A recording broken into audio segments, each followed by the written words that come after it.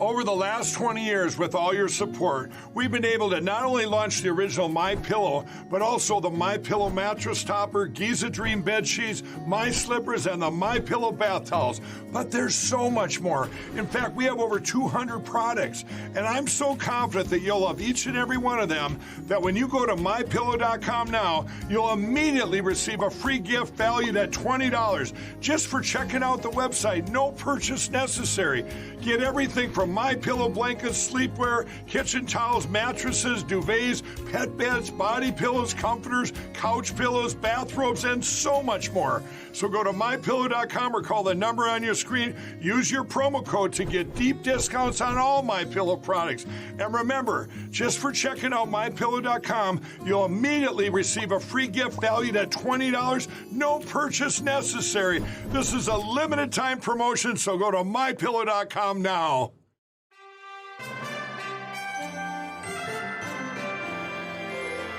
From the heart of our nation's capital, here's Family Research Council President Tony Perkins.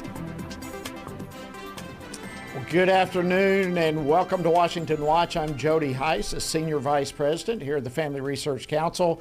An honor to be filling in for Tony and extremely pleased and grateful to have you joining us as well. We're taking a break from the news cycle today to bring you this special back-to-school edition of Washington Watch. There are few issues as important as the education of our children. And recently, few issues have generated more passion than education policy. So today on the program, I'll discuss the state of parental rights in education with the chairwoman of the House Committee on Education and Workforce, Congresswoman Virginia Foxx, as well as FRC's Meg Kilgannon. Then, as parents see the need to engage with their local schools, an increasing number are standing up. They're going to school board meetings, and many of them are even running for a seat on local school boards. I'll talk about this with Amy Sneed from Moms for Liberty. Also, could you use maybe a back-to-school toolkit to be better equipped for the new school year? Well, an organization called Courage is a Habit offers this, as well as many other resources for parents and students. I'll be talking with the founder of Courage is a Habit, Alvin Louie, as the program goes on. And then, as Christians, educating our children and grandchildren is about much more than simply education. It's about creating disciples. I'll close the program today speaking with a ministry that provides biblical instruction to public school students. And then we'll talk about how churches and communities can create their own schools and offer a balanced instruction from a Christian perspective to students. So we've got a packed show. The website, as always, tonyperkins.com, a lot of tremendous resources there for you. So be sure to visit that website, tonyperkins.com. All right, let's jump into the issues that we are going to cover today. Parental rights in education. This continues to create waves in school districts all throughout the country. That's one reason why House Republicans passed the Parents' Bill of Rights earlier this year. Well, why is this such an important piece of legislation? Well, joining me now to discuss this and more is Congresswoman Virginia Foxx. She serves as the chairwoman of the House Committee on Education and Workforce. She's also a member of the House Oversight and Reform Committee. In fact, she and I sat beside each other on that committee for several years. She represents the 5th Congressional District of North Carolina. Dr. Foxx, welcome back to Washington Watch. Great to see you. Hey, thanks, Jody. It's great to see you. I miss having you sitting next to me. Well, likewise, I really do. We had a lot of great times, and good to be in the battle side by side, literally, with you. A lot of people may not know this, Virginia, but you got your start in politics when you ran for a seat on your local school board. Real quickly, tell us about that. Well, I was observing school board meetings for the League of Women Voters to make sure that people in the community knew what was going on, because there was often no press. And so one night I was at a school board meeting, and the school board members were very incompetent that night. and somebody said, "Why don't you run for the school board?" And I said, "Oh, I'm not qualified." You know, women tend to think that they don't have the qualifications, Jody. So he said, "You mean you're not as qualified as those turkeys are?" So I said, "Well, I've got a master's degree in education. I'm teaching at Appalachian State University. I have a child in school." Went home, told my husband, "Ron thinks I should run for the school board." He said, "I think that's a good idea." Now, let me tell you, I lost my first election by about 200 votes, but I didn't let that stop me. I ran again, and the next time I was the top vote getter. So sometimes you have to run more than once to win, but I served 3 4-year terms on the school board. And I think I was a very effective member. I worked hard at it. I studied the issues. Sometimes it was 4-1 votes. But later on, those guys would often come around to join me. So it was an excellent experience and really helped prepare me to be chairwoman. I was working at the university at the time, so I have university experience as a teacher and as an administrator, and then I became the president of a community college. So, Jody, I have experience at all 3 levels of education, and those have really made me experienced and qualified to serve in the position the Lord's put me in right now. Absolutely, and you do a great job at it, Virginia, I can tell you that. All right, let's jump to the Parents' Bill of Rights. You were a champion of that. Why is that such an important piece of legislation? Well, first of all, let me say the only good thing that came out of COVID, Jody, in my opinion, is how it exposed education at all levels for how bad it is in this country. And so Republicans wanted to make sure that the public understands we are the champions of education freedom. We should have education freedom for every child, every parent in this country. So we put forth the Parents' Bill of Rights, and I might glance at my notes to make sure I don't miss anything, because we think there are 5 essential elements that parents need. Number one, to know what their children are being taught. I don't see how anybody could argue with that. They need to be heard by educators and policymakers. So if you want to talk to the teachers and the principals and the school board members, you should be able to do that. They need to see the school budget and how the money's being spent. They need to know where the money's coming from, what influence it might be having on the school programs, and where the money's going. They need to be able to protect their child's privacy. Schools are selling information on students to outside sources, and those outside sources are then contacting students directly in many cases. We don't think that's right. Their privacy should be protected. Our Constitution requires that. And then we want parents to be able to help keep their children safe by making sure that they have information on anything that is happening that could put their child in danger, such as the case up in Virginia where the boy masquerading as a girl sexually assaulted a child in one school, was transferred to another school because nobody knew about it. The administrators, the bureaucrats kept it secret. So we want that information out there to parents. They have a right to know that. Absolutely. Well, Congresswoman Virginia Foxx, thank you for the incredible work that you're doing and that you have done. We are grateful for you coming on this special edition of Washington Watch, sharing your expertise with us as well. God bless you. Keep the torch ablaze there in Congress. Thanks for joining us. Thank you, Jody and Tony and everyone there for what you're doing to make sure people are informed about what Republicans and conservatives are doing in the Congress and what the liberals are doing in the Congress or attempting to do. It's very important that people understand the 2 sides of the issues that we're dealing with.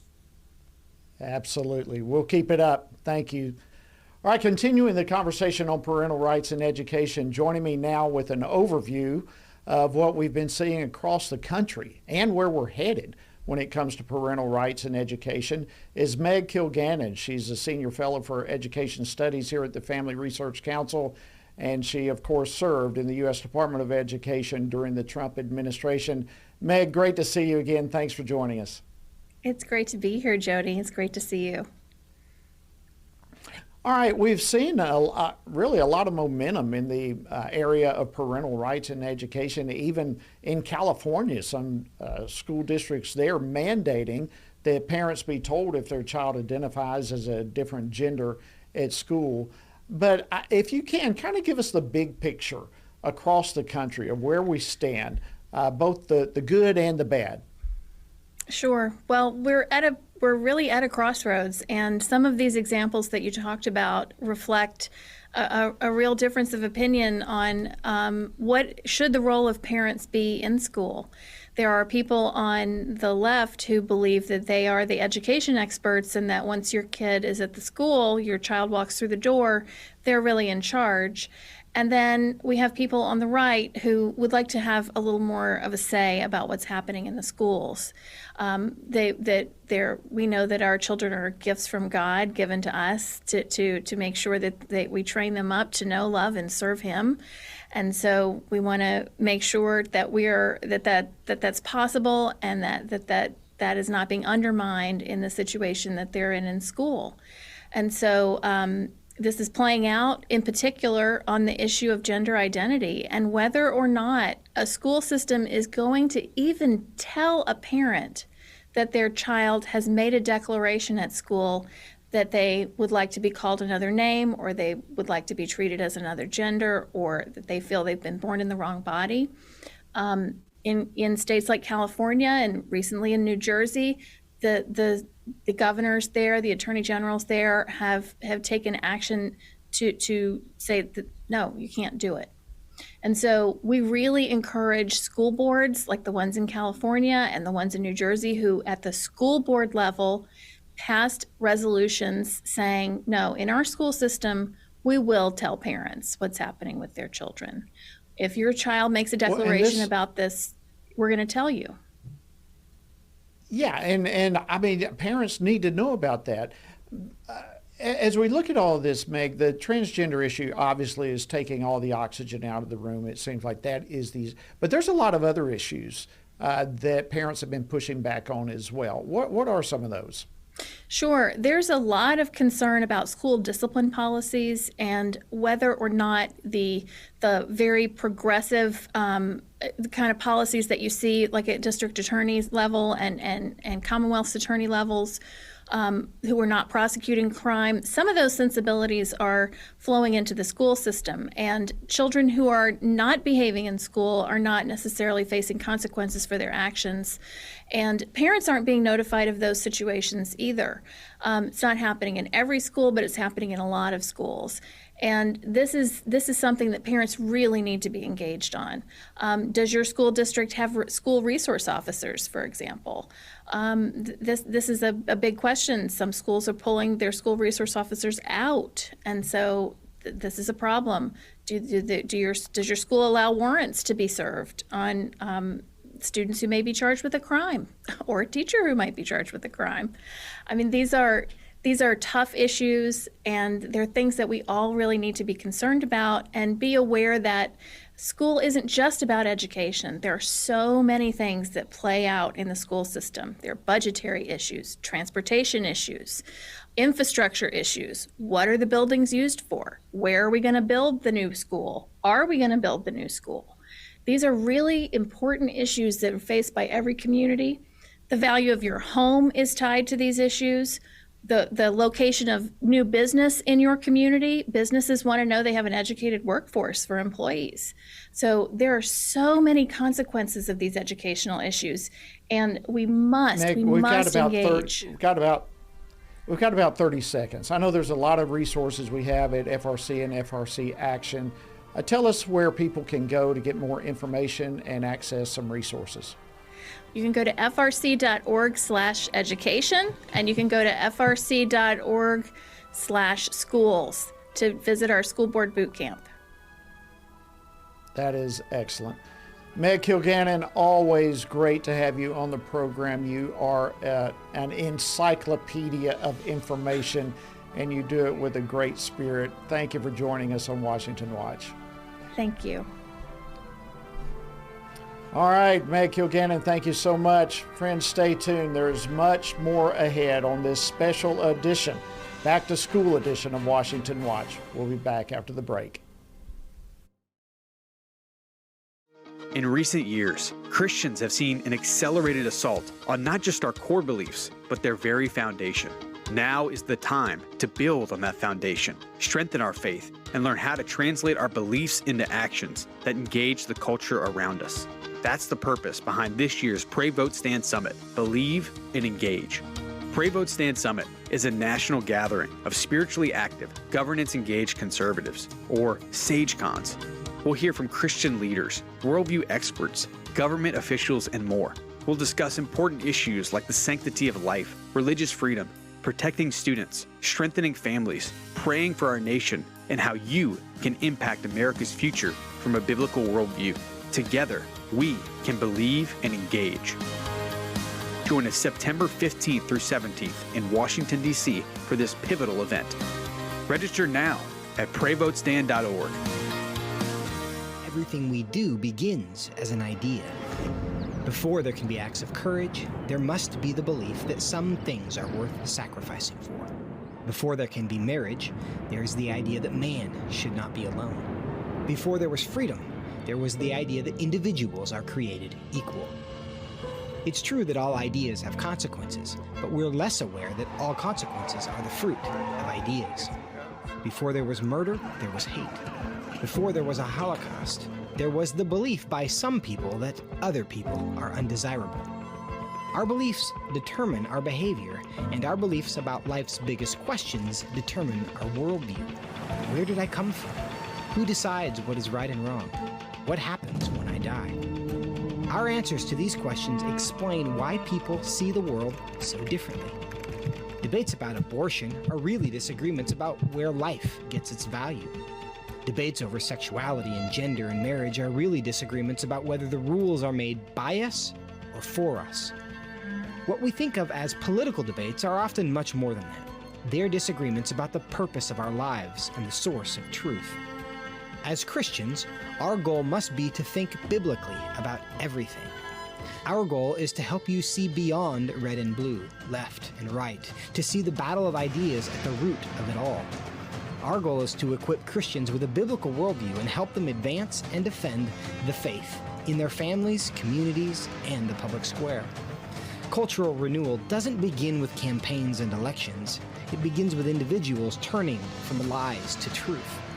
But that won't happen if people can't recognize a lie and don't believe truth exists.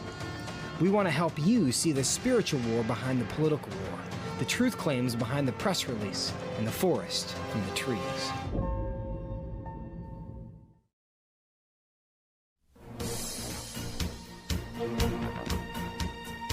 Good afternoon. Welcome back to this special back-to-school edition of Washington Watch. I'm your host, Jody Heiss.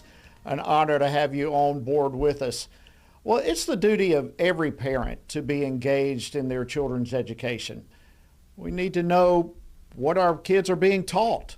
We also need to know who's teaching them. We need to be engaged with what's going on, and there's a growing trend of conservative parents recognizing that one of the best ways to do this includes going to school board meetings and maybe even running for a seat on the local school board.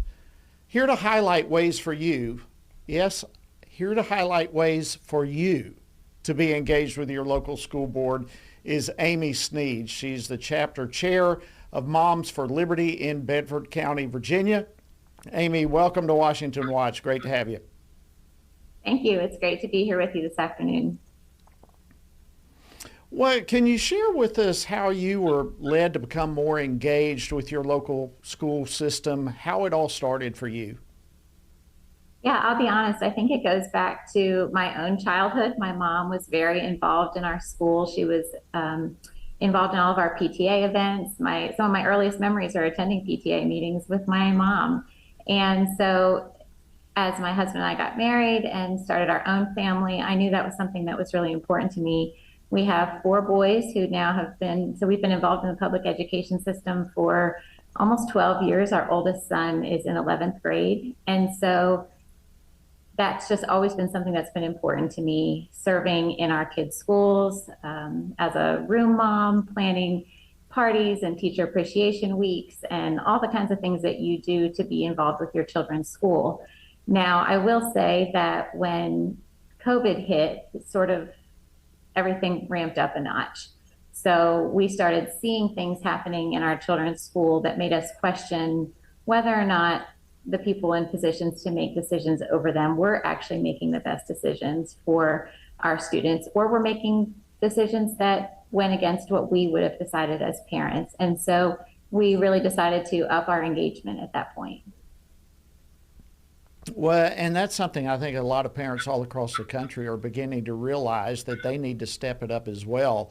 And it's fascinating to me how Moms for Liberty has become a growing movement across the country. What would you describe as the driving force behind Moms for Liberty, and how is it being received overall, do you think? Well, I've heard it said before, the most dangerous place to be is between a mother and her child. And I think that's what we saw, and that's what really spurred people's involvement to get engaged with Moms for Liberty. So, I think what we see, boots on the ground, our chapter has been in place. We actually just celebrated our 2-year anniversary this month. And so we were fairly early on in this as an organization. It was established 2.5 years ago in Florida. And so what we've seen is the more parents that hear about this movement, the more they're saying, I agree with you. I didn't know there were others who felt this way. I've been wanting a way to get involved and get engaged. And I think Moms for Liberty provides that avenue for parents, moms, dads, aunts, uncles, community members. It's not limited to moms, but Moms for Liberty provides that structure and organization for parents who want to get more involved. Well, and you really have become an organization in so many ways that's on the tip of the spear. How have you, now you're in Virginia, how have you been able to partner with new school board members in the effort to keep the schools there in Bedford County, Virginia, focused on learning and not on political agendas? Yeah, we've been able to build really great relationships with our school board members. Some of our current school board members are actually dads who were standing outside of school board meetings when we were not being permitted in the building, or when speaking time was being limited, and we were basically creating our own meetings outside of these meetings. And there were dads who were standing up along with us, and they decided themselves to run for school board and now sit on the other side of those school board tables at the meetings. And so we've been able to build great relationships, and that's a paramount of our organization. One of our values is that we are joyful warriors. We are not there to scream and tear everything down. We are there to stand for truth and build relationships and empower others. And so it really has been, several years now of building relationships with the former school board members and the ones that are currently serving and will continue to serve, for a few more years. So for those who are listening or watching right now all across the country, I'm thinking in particular of the parent who says, I'm far too busy to be engaged in the nitty-gritty of my child's education. What would you say to that parent who may be watching or listening right now? Well, I would say if they are thinking that they're far too busy to prioritize their children's education, there are some things that could probably be readjusted in your schedule. We're all probably guilty of a little too much scrolling and spending time on our phones or getting distracted by other things. And I would argue that there are few things in life more important than being involved in your child's education. That is the foundation upon which their lives will build. It is a huge part of the trajectory of their future and what they will go on to do after they have left their youth education. And so I would say, first of all, if you're listening, you probably don't fall in that category of saying that you're too busy because you're engaged with this. But I would say there are lots of ways to get involved that meet anyone's availability as far as your time frame. And I would say some really practical ways to do that are getting to know who your school board representative is. Myself, along with members of our organization, have spent hundreds of hours talking to members of our community. And most times people do not even know who their elected school board representative is. And so build a relationship with that person prior to when there has been an issue that arises that you think, I don't know what to do. I need to contact my school board representative. Know who that person is. Tune into a school board meeting. One of the blessings of COVID is that all of the school board meetings are now live streamed. So you can have it playing, in the kitchen while you're packing lunches or prepping dinner for the week, and hear what the conversations are. You can hear how your representatives are voting, and then it just strengthens the toolbox that you have of knowledge as to what's actually happening in your local school system. Amy, we're going to have to wrap it up right there real quickly. Where can folks go to find more information? I would encourage you to visit momsforliberty.org. You can find if there's a local chapter near you, or if this has made your heart beat a little bit faster, you can start a chapter of your own. Perfect. Thank you so much for joining us, Amy. Coming up next here on Washington Watch, Alvin Louie of Courage is a Habit will join me to highlight some of his back-to-school toolkits.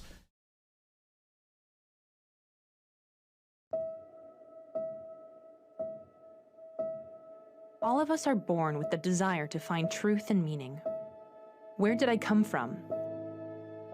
What happens when I die? While our answers to these questions may divide us, we are united in our need for the freedom to answer life's biggest questions and make life's biggest decisions for ourselves. That's why religious freedom matters for everyone. Religious freedom matters because the powerful have long wanted to control those who are less powerful. Religious freedom matters because the freedom of those who are different is often threatened by those who believe different is dangerous. Leah Sheribu, a Christian teenager in Nigeria, remains a captive of Boko Haram for her refusal to renounce her Christian faith. Chinese pastor Wang Yi is serving a 9-year sentence for speaking publicly against the Chinese government. In Pakistan, Asif Pervez is on death row for allegedly sending a blasphemous text message. All of this because people in power decided different is dangerous.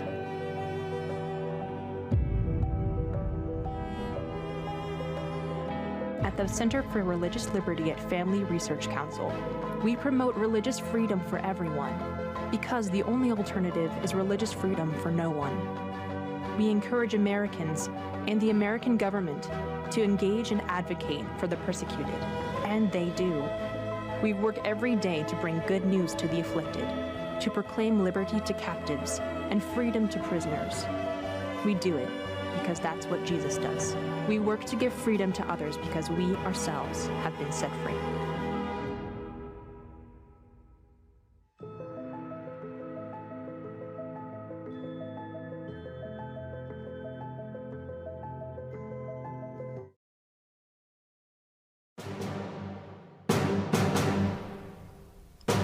Good afternoon. Welcome back to this special back-to-school edition of Washington Watch. I'm Jody Heiss, a Senior Vice President here at the Family Research Council, and thank you so much for joining us. Well, on today's program, we've already discussed parental rights in education as a general rule, and also how you can be engaged with your local school board. Well, now we'll discuss a great back-to-school toolkit that every Christian parent should have as they move throughout this school year. And here to unpack it literally for us is Alvin Louie. He's the president of Courage is a Habit, which is the organization that put this back-to-school resource together. Alvin, welcome back to Washington Watch. It's an honor to have you. No, it's an honor to be here. It's always a pleasure to be on this wonderful show. It's good to see you, Jody. Well, it's great to see you as well. Listen, let's just start with this toolkit. I think this is a fantastic idea. What inspired you to put it together, and what kind of stuff is in it? Well, we know that as school is starting, a lot of parents are either starting to see and hear that school isn't what they thought it was when they were going to school. Some parents have already been fighting a lot of the political and sexual indoctrination that's happening in all 50 states. It's not a red or blue state thing. And then some parents have really been fighting over the last 2 or 3 years. So instead of doing a checklist, which is just more things for parents to add on their to-do list, we wanted to make a toolkit for everybody. So this toolkit has something if you're a parent that's just coming in and hearing that there's something not right with the schools, there's something for you. We've got two very easy to follow volumes that we link, and that's all you got to do. There's no acronyms, there's no prerequisites to understand. If you just want to find out what's in your child's school and find out for yourself, we provide 2 volumes for you that you can pick and choose and kind of create an a la carte for yourself. We walk you through how to use those 2 volumes. Makes it very easy for the average parent. Then if you've been looking at things and understanding that there's some real serious political and sexual indoctrination, but you've been fighting one way, we give you 3 tactics that are fresh, gives you a new perspective, and hopefully inspires you to come up with things on your own as well. So it's not the usual tactics that we saw seeing parents trying to kind of hit a butt up against the wall.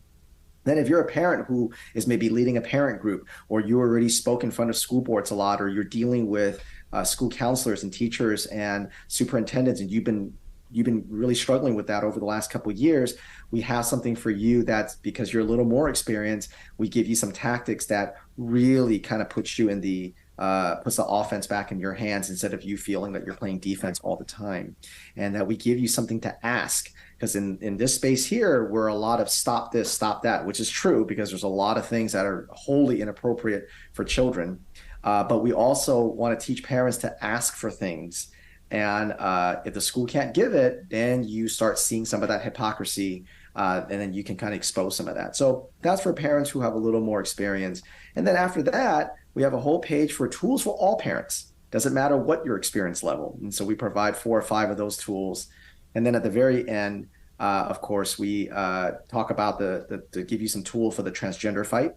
Obviously, the transgender social contagion is very much in the schools through social emotional learning, through the culture.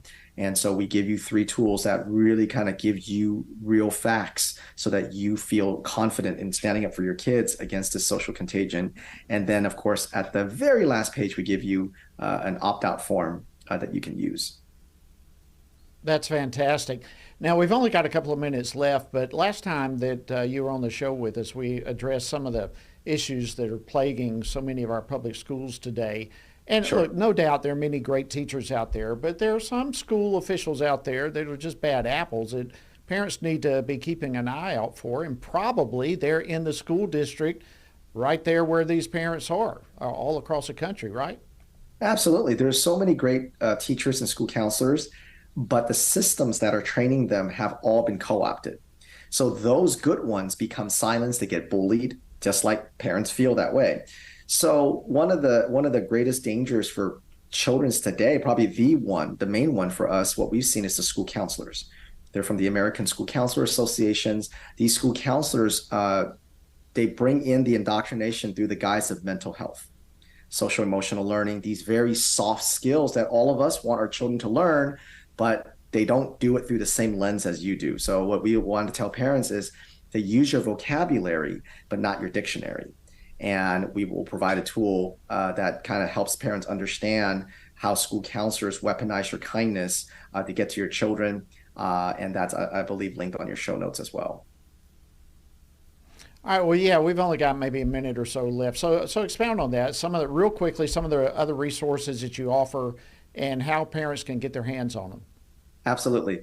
Another tool that we released that we're super proud of is called Beyond the Workplace. You can find it at courageisahabit.org under tools. Also, courageisahabit.org also allows you to access our catalog of tools that are made for the average parent. We don't make these tools for parents who are politicians or lifelong activists, nothing like that. We provide it for you, the parents that don't have 10, 15 hours. Maybe you don't even have 4 hours a week. So courageisahabit.org, Beyond the Workplace, teaches you how to leverage your workplace HR training to protect your children. Because a lot of what your children are being faced with, if it happened to you at your workplace, you would go right to HR and it would stop. So why is it that we can protect adults, but we can't protect children? So courageisahabit.org, that's the place to go. And you can follow us at our socials at Courage Habit, and we're a nonprofit, so any support people give us, would be appreciated. Thank you, Alvin Louie, president of Courage is a Habit. We appreciate you joining us on Washington Watch. All right, friends, don't go anywhere. There's much more when we come back as we continue this special back to school edition of Washington Watch. Stay tuned. We'll be back in a moment. It begins here, and here, and here. Every day.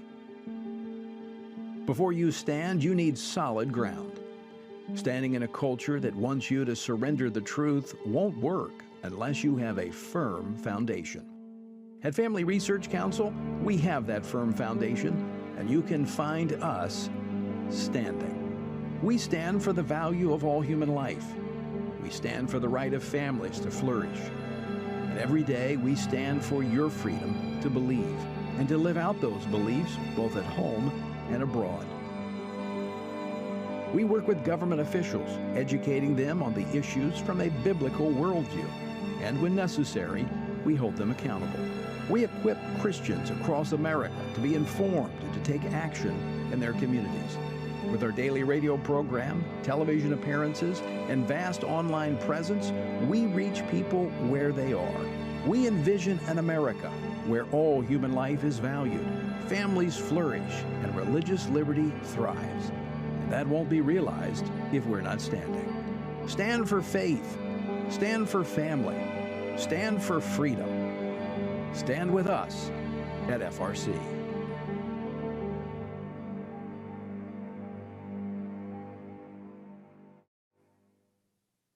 I'm often asked by people, Tony, how do you stay encouraged? How do you deal with all of the stuff in Washington, D.C., the negative policies that are attacking our faith, our family, and our freedoms? Well, you want me to let you in on the secret? It's called the Word of God.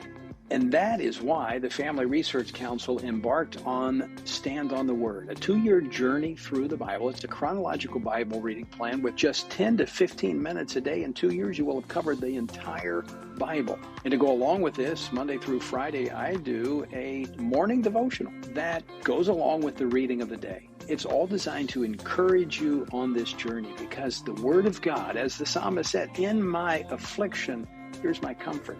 Your Word gives me life.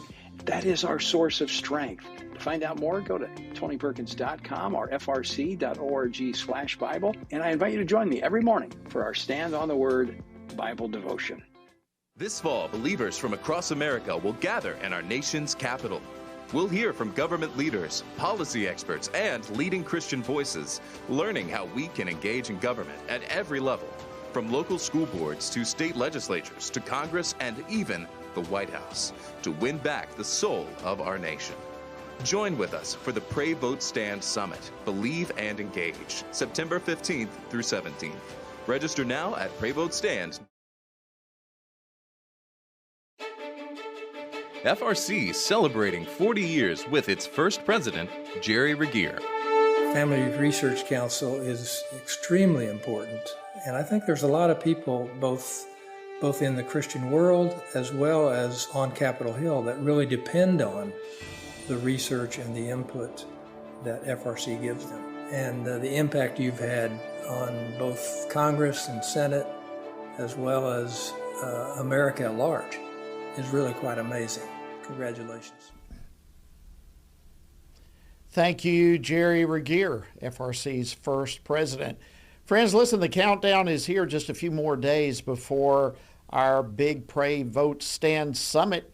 It's on September 15th through 17th here in Washington, D.C., celebrating 40 years of standing for faith, family, and freedom.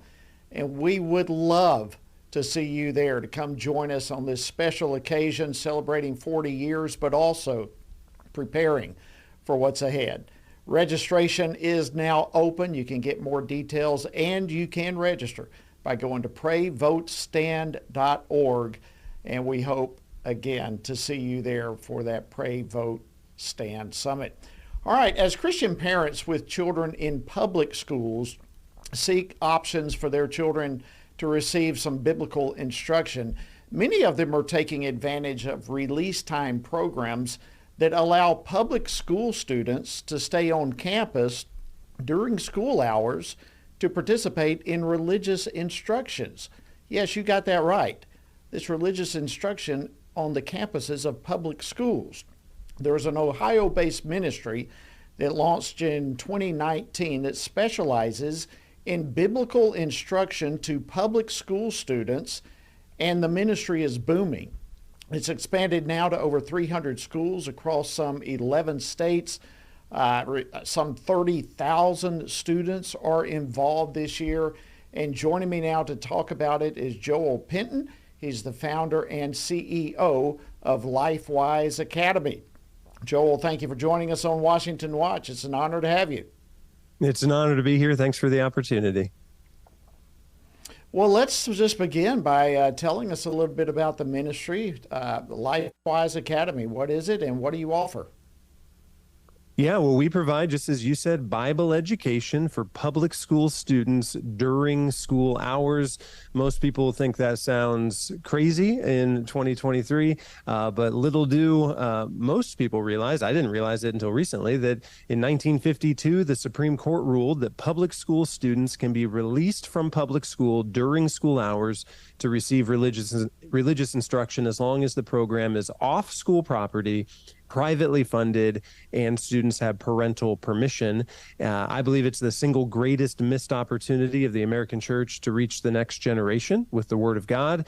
As you mentioned, we launched the program in 2019. We take students off-site to a nearby facility during the school day. We teach them a Bible lesson. We bring them back.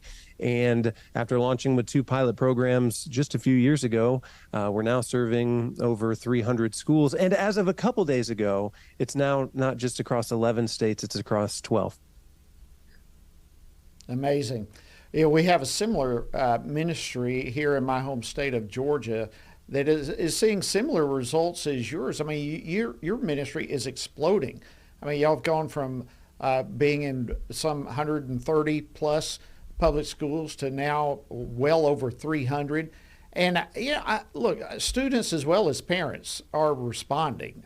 This boom is scratching an itch is really what it tells us. What can you tell us about some of the feedback that you're receiving both from parents and students?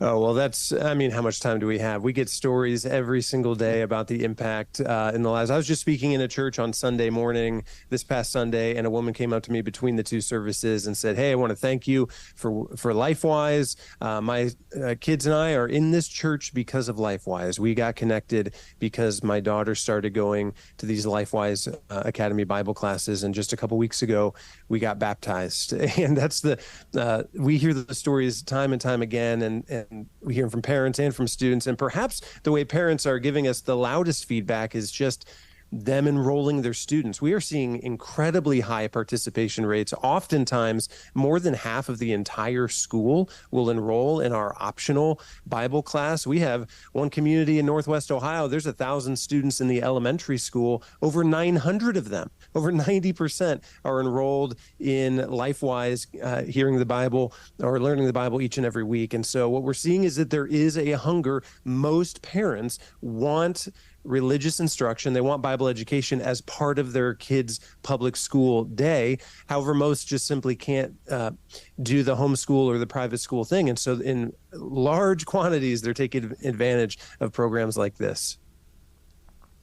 Yeah, great point. And I want to stress again, this is taking place in public schools, and it does serve a need for parents that can't, for whatever reason, get their kids enrolled in a private school or something along those lines. So, Joel, here's the big question. There, no doubt, are people listening and watching right now that are saying, I would give anything to have something like this in my local school.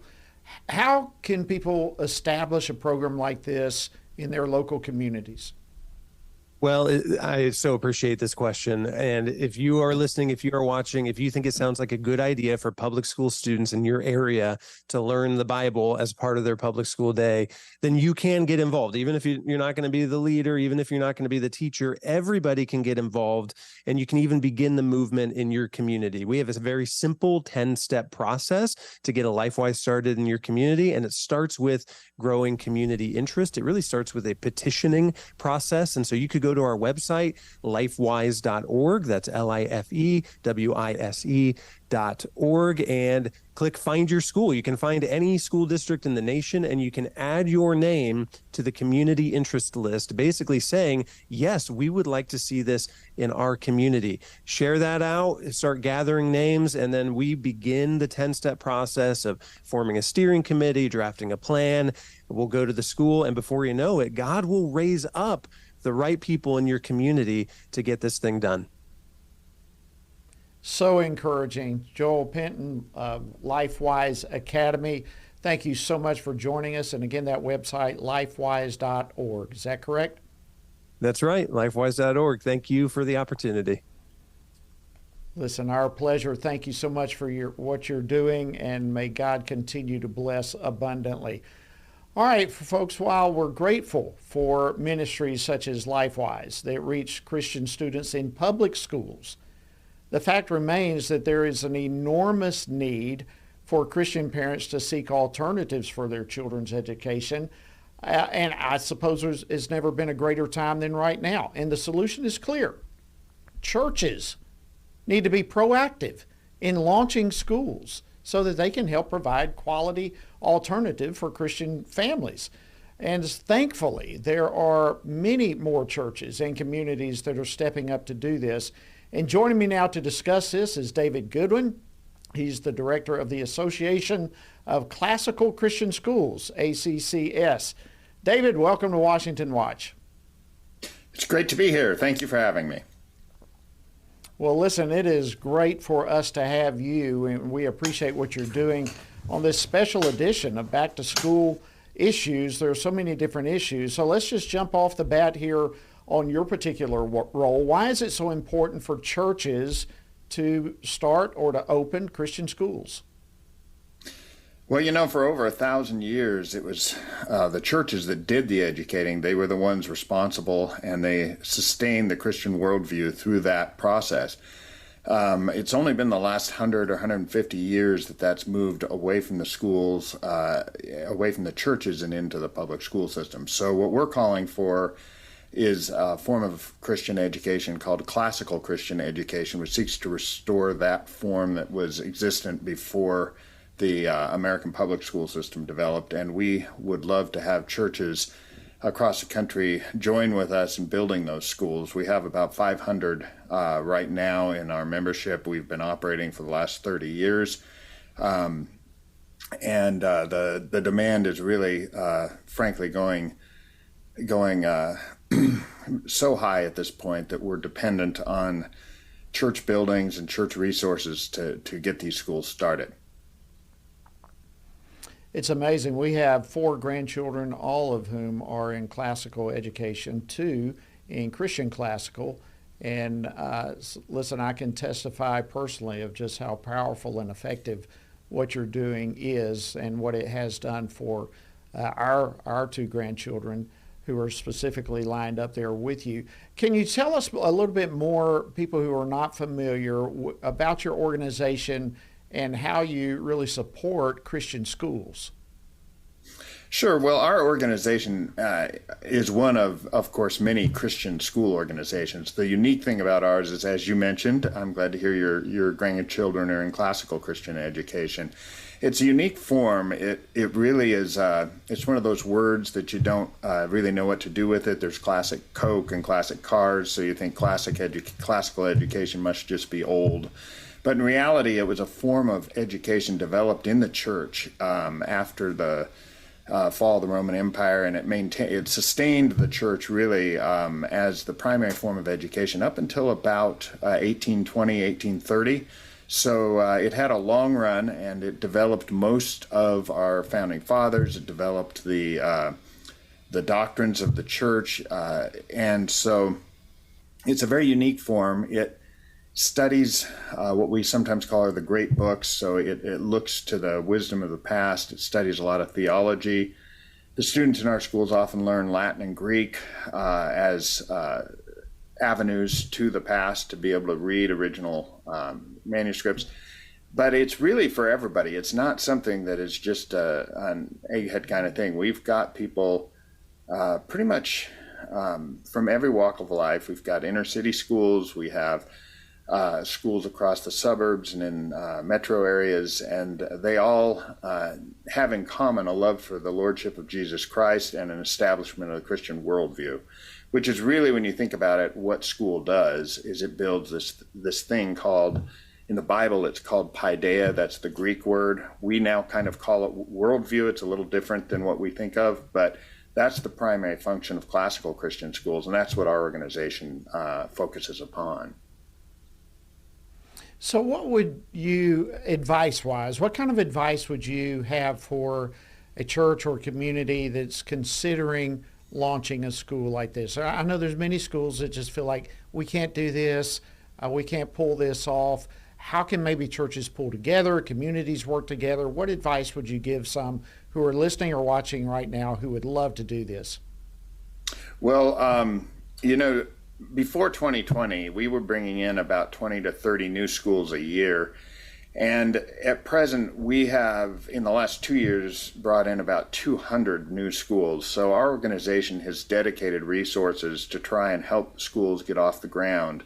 That's at classicalchristian.org. That's just all one word, classicalchristian.org.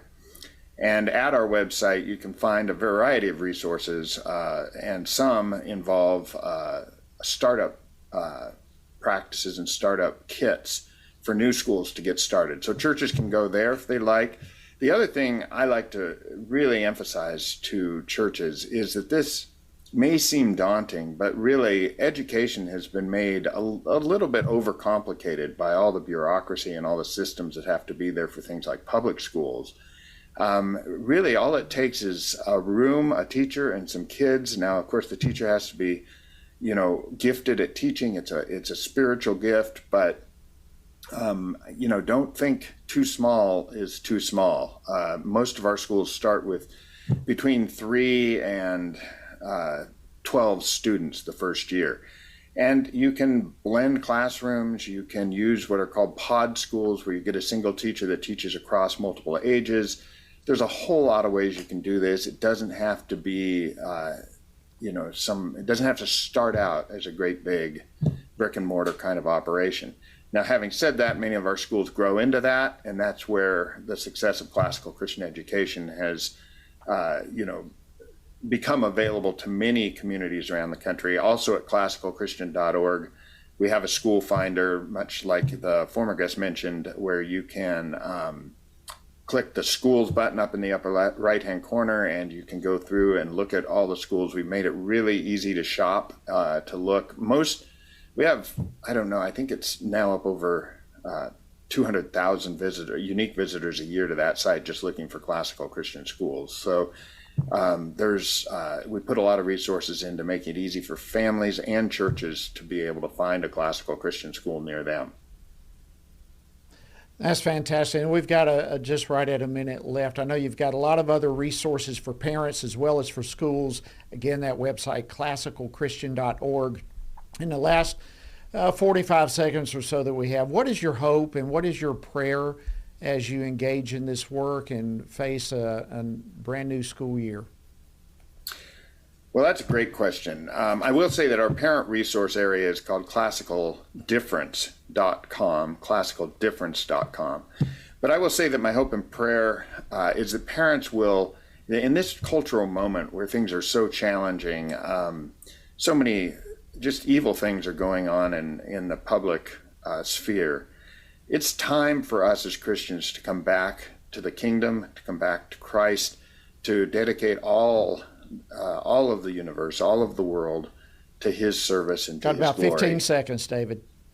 So that's what I would say is my hope and prayer is that we can restore Christianity to the public sphere. David Goodwin of the Association of Classical Christian Schools, ACCS, thank you for joining us on Washington Watch.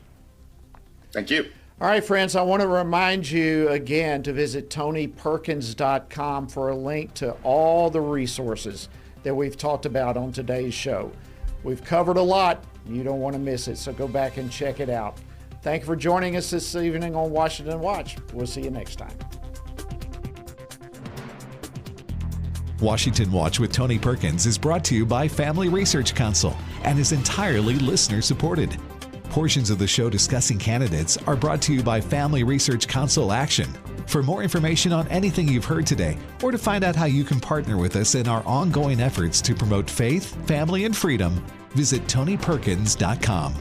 Also, to leave a comment about Washington Watch, call our watch line at 1-866-372-7234.